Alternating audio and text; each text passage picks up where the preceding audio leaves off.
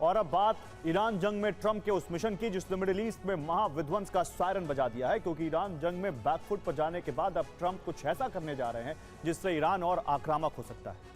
Hormuz में फंसे Trump ने इससे निकलने के लिए नया दांव चला है। उनके निशाने पर अब ईरान के वो एटमी सुरंग हैं, लेकिन सवाल यह है कि क्या ट्रंप का यह कदम सफल होगा या एक बार फिर ट्रंप ईरान के एटमी सुरंग के मायाजाल में फंस जाएंगे। देखिए ये पूरा विश्लेषण। ऐसे में सवाल उठ रहा है कि आखिर ईरान में ट्रंप का अगला मिशन क्या है।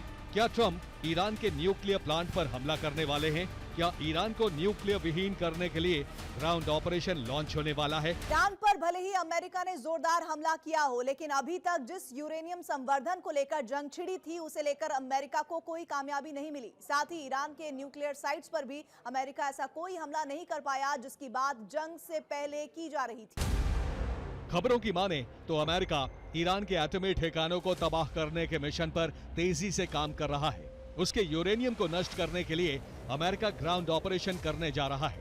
इस मिशन में 75वीं रेंजर रेजिमेंट या 82वीं एयरबॉर्न डिवीजन जैसी अमेरिकी सेनाएं शामिल हो सकती हैं। आप कह रहे हैं कि ऑपरेशन खत्म नहीं हुआ है, ये तो पूरी दुनिया को पता है नहीं।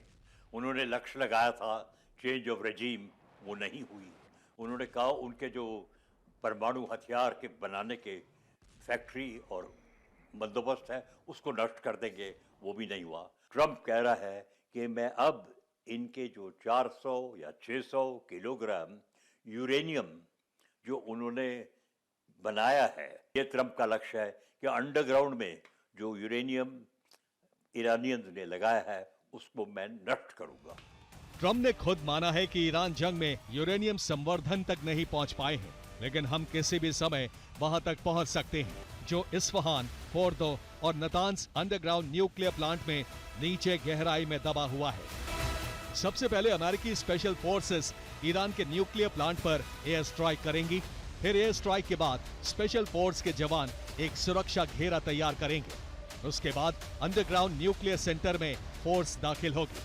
फिर न्यूक्लियर एक्सपर्ट के साथ संवर्धित यूरेनियम की खोज करेगी।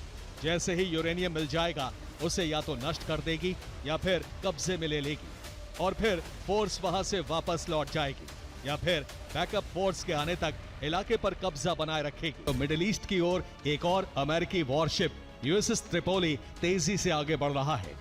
यूएसएस त्रिपोली ने मलक्का स्ट्रेट पार कर लिया है। यूएसएस त्रिपोली के अगले 5 से 7 दिनों में अरब सागर पहुंचने की संभावना है।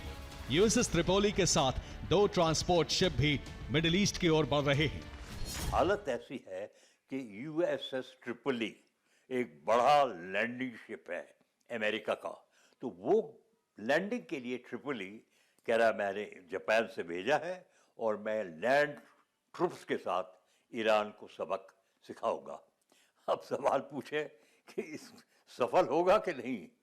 ग्राउंड बूट्स ऑन ग्राउंड आज तक अमेरिका भाग गए, अफगानिस्तान से, वियतनाम से भाग गए, इराक से भाग गए, तो अब ईरान में जाके क्या करेंगे देखा जाएगा। और ट्रिपोली पहुंचेगा कैसे ईरान?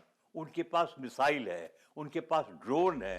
यूएसएस त्रिपोली 45,000 टन का 850 फीट लंबा असॉल्ट शिप है। एक एयरक्राफ्ट कैरियर की तरह F-35 फाइटर जेट और MV-22 ट्रांसपोर्ट विमान कैरी करने में सक्षम है।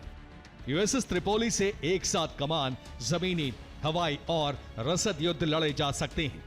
यूएसएस त्रिपोली में स्पेशल ऑपरेशन के लिए खास यूनिट तैनात है जो ईरान के न्यूक्लियर प्रोग्राम को नष्ट करने के मिशन पर काम करेगी, और इस पर 2200 सैनिक और क्रू मेंबर्स मौजूद हैं।